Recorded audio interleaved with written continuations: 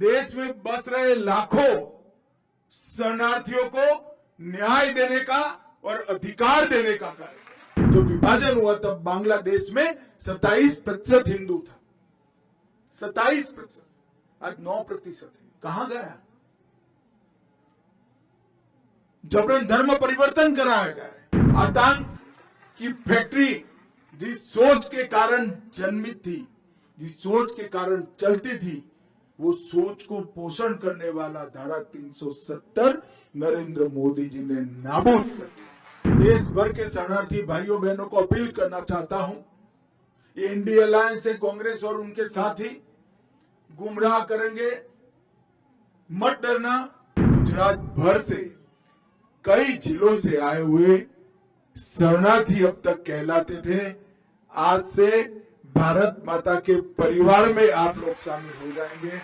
ऐसे मेरे प्यारे भाइयों और बहनों, आप सभी का स्वागत है। मित्रों, आज मेरे जैसे समाज जीवन के कार्यकर्ता के लिए एक बहुत भावुक क्षण है, क्योंकि ये सीए सिर्फ देश के लाखों लोगों को, देश में बस रहे लाखों लोगों को नागरिकता देने का कार्यक्रम नहीं है। सीए देश में बस रहे लाखों शरणार्थियों को न्याय देने का और अधिकार देने का कार्यक्रम। और पास्ट में भारत सरकार, जो कांग्रेस पार्टी और इनके साथियों ने चलाई, इनकी तुष्टीकरण की नीति के कारण सन 47 से लेकर 2014 तक जो लोग देश की शरण में आए, उनको अधिकार नहीं मिला, उनको न्याय नहीं मिला। उनकी प्रताड़ना पड़ोसी देशों में तो हुई, क्योंकि वो हिंदू थे, जैन थे, बौद्ध थे, सिख थे, मगर उनकी प्रताड़ना अपने देश में भी हुई, यहां पर भी हुई। लाखों करोड़ों लोग, 3-3 पीढ़ियां हो गई, न्याय के लिए तरसते रहे, मगर एक इंडी अलायंस की तुष्टीकरण की नीति ने इस शरणार्थियों को न्याय नहीं दिया। और भारतीय जनता पार्टी के नेता नरेंद्र मोदी जी ने इनको न्याय देने का। मैं आज सीए के बारे में थोड़ा डिटेल बताना चाहता हूं कि सीए क्यों लाना पड़ा। किसी भी देश का विभाजन धर्म के आधार पर नहीं होना चाहिए, मगर भारत का विभाजन आजादी लेते वक्त धर्म के आधार पर किया गया। और जब भारत का विभाजन धर्म के आधार पर किया, तब भयानक दंगे हुए, स्वाभाविक था होंगे, मगर विजुलाइज नहीं कर पाए। अभी अभी 14 अगस्त को ही पूरे देश ने विभाजन विभीषिका दिन मनाने का काम किया है। भारत के करोड़ों लोग ये भूल नहीं सकते कितनी पारावार वेदना जो हिंदू, बौद्ध, सिख, जैन पाकिस्तान, अफगानिस्तान, बांग्लादेश में रहते थे, उनको सहन करनी पड़ी। हम नहीं भूल सकते। परिवार के परिवार उजड़ गए, करोड़ोंपति, अरबोंपति हमारे गांधी धाम में रोड पर आकर सब्जी बेचने के लिए मजबूर हो गए। इससे ज्यादा अत्याचार पूरे दुनिया में कहीं नहीं। और उस वक्त विभाजन का फैसला तो किया, मगर जब ये परिणाम आने लगे, कांग्रेस के सभी नेताओं ने वादा किया था कि पड़ोसी देशों से जो शरणार्थी आते हैं, हिंदू आते हैं, बौद्ध आते हैं, सिख आते हैं, जैन आते हैं, उनको नागरिकता दी जाएगी। आपको भारत अपने यहां स्वागत करेगा। करना भी चाहिए था। बड़ा उचित निर्णय कांग्रेस के नेताओं ने लिया था, मगर जैसे जैसे चुनाव आया, वो निर्णय से मुकरते गए। सन 47 में किया हुआ वादा, 48 में किया हुआ वादा, 50 में किया हुआ वादा, जवाहरलाल नेहरू ने किया हुआ वादा, महात्मा गांधी का आह्वान, वो सब भुला दिया गया। क्यों? क्योंकि उनको लगा कि इनको नागरिकता देंगे तो हमारी वोट बैंक नाराज हो जाएगी और तुष्टीकरण के कारण ये लाखों करोड़ों लोगों को नागरिकता से वंचित रहना। इससे बड़ा कोई पाप नहीं हो सकता, इससे बड़ा कोई पाप नहीं। वो वहां से भाग कर आए, प्रताड़ना झेल कर आए, अपना परिवार कई लोगों ने गंवाया, कई माताओं बहनों के साथ अत्याचार किए गए, करोड़ों की संपत्ति छोड़कर आए और यहां आए, यहां उनको नागरिकता भी नहीं दी।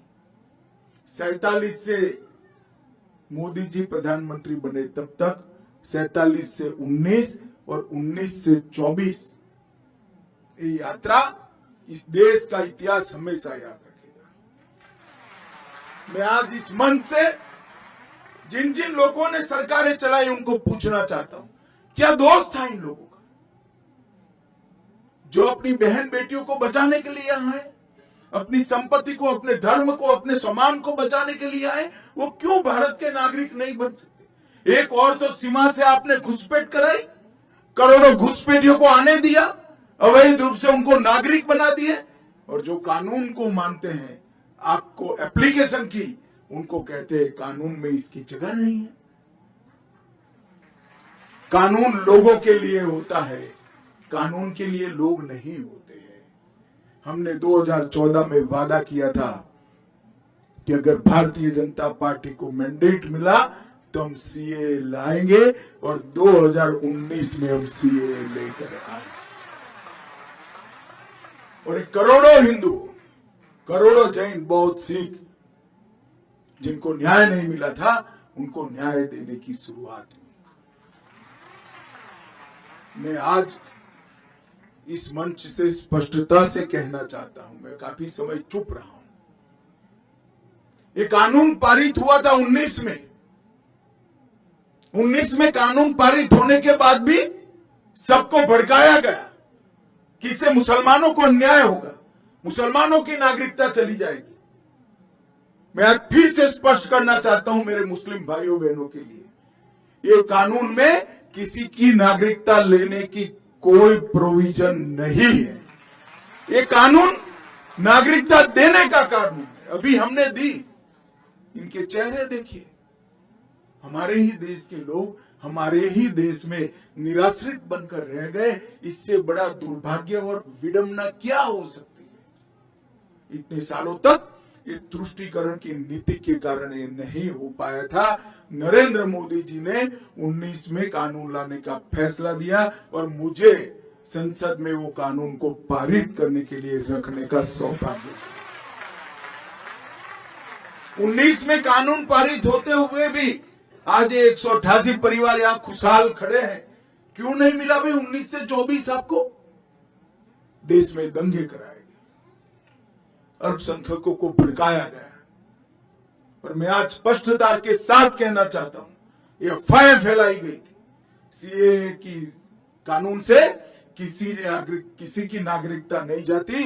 हिंदू, बौद्ध, सिख, जैन जो शरणार्थी मेरे भाई बहन आए हैं, उनको नागरिकता और सम्मान देने का कार्यक्रम है, अधिकार। और आज भी कुछ राज्य सरकारें हैं जो लोगों को गुमराह कर रही।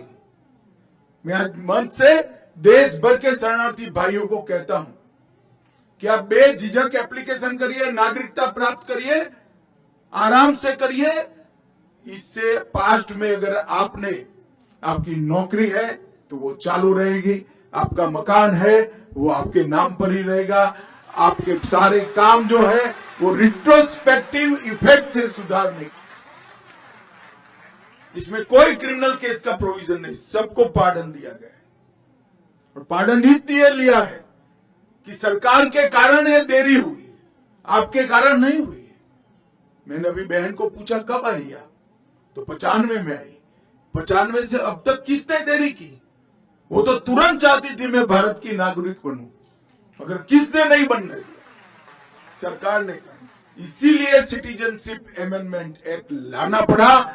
और आज मुझे बड़ा दिल में बहुत संतोष है कि मेरे ही राज्य में आज 188 परिवार मां भारती के परिवार बनकर, हमारे भाई बहन बनकर, हमारे साथ सम्मान के साथ।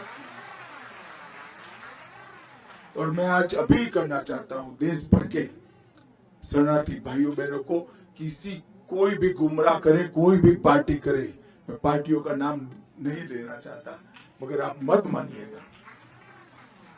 ये कानून आपको न्याय देने के लिए है। आपके साथ जो अत्याचार हुए हैं, इसकी क्षमा के साथ परिमार्जन के लिए आपको सम्मान देने का कानून।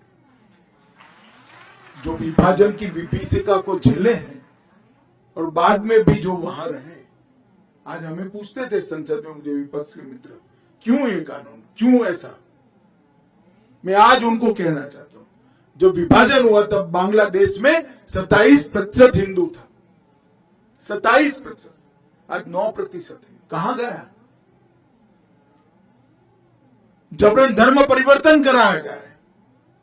27% हिंदू था, या तो वो यहां आए, शरण में आए, या धर्म परिवर्तन कर। क्या उनको अपनी इच्छा के अनुसार अपने धर्म में जीने का अधिकार नहीं है क्या?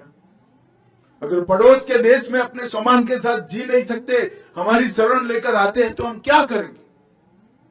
हम मूक दर्शक बनकर बैठ नहीं सकते। ये नरेंद्र मोदी सरकार है, आपको न्याय मिलेगा और जरूर। और सालों से इस शरणार्थियों की मांग थी। 19 में मोदी जी ने अपनी दृढ़ राजनीतिक इच्छा शक्ति के कारण एक फैसला लिया, कानून पारित हुआ, आंदोलन हुए, कुछ जगह पे हिंसक घटनाएं भी हुई। जो हुआ हुआ, अंततोगत्वा 24 के चुनाव के पहले हमने रूल्स बनाकर अधिकार दे दिया और आज सर्टिफिकेट भी दे दिया आप लोगों को। आप सभी का हृदय से भारत माता की संतान है नाते इस देश में मैं स्वागत करता हूं और बड़े सम्मान के साथ आप जियोगे, इसका मैं विश्वास भी करता हूं।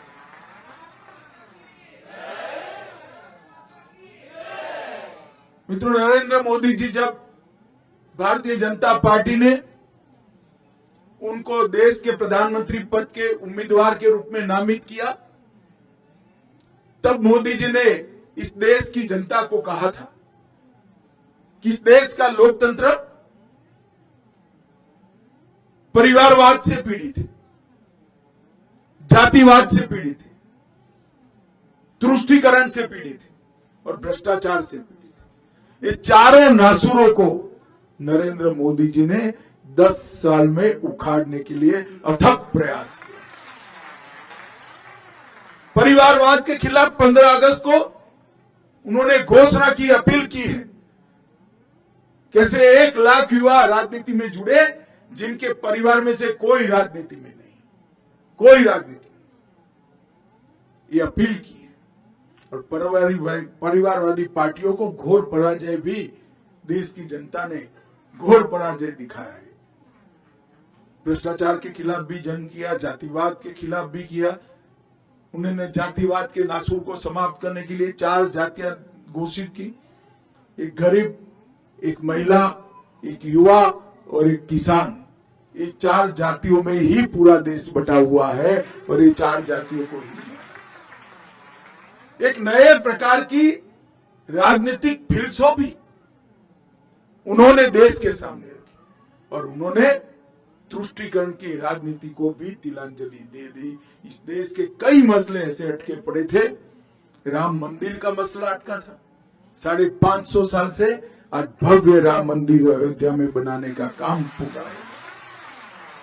औरंगजेब ने तोड़ा हुआ काशी विश्वनाथ का मंदिर फिर से बन गया। मोहम्मद बेगड़ा ने तोड़ा हुआ हमारा पावागढ़ के शक्तिपीठ का भी पुनरुद्धार। इस देश में ट्रिपल तलाक को समाप्त करने का काम भी नरेंद्र मोदी जी ने किया। आतंक की फैक्ट्री जिस सोच के कारण जन्मित थी, जिस सोच के कारण चलती थी, वो सोच को पोषण करने वाला धारा 370 नरेंद्र मोदी जी ने नाबूद कर दिया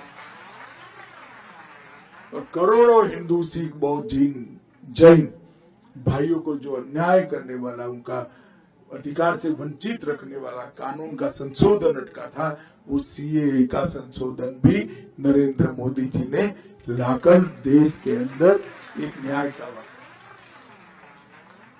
मैं अंत में फिर से एक बार देश भर के शरणार्थी भाइयों बहनों को अपील करना चाहता हूं, ये इंडिया अलायंस से कांग्रेस और उनके साथी गुमराह करेंगे, मत डरना। मैं देश के गृह मंत्री के नाते कहता हूं, आप एप्लीकेशन कर दो, आपको न्याय मिलेगा, कोई कोर्ट केस नहीं।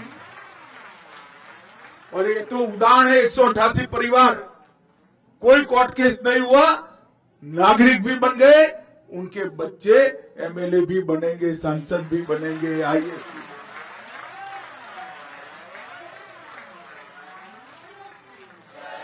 जो लोग गुमराह कर रहे हैं उनको मालूम होना चाहिए कि आप इनके साथ अन्याय कर रहे हो। आप में तो हिम्मत नहीं थी वोट बैंक के कारण कानून लाने की, मोदी जी लाए हैं, कम से कम इसका इम्प्लीमेंटेशन करने के लिए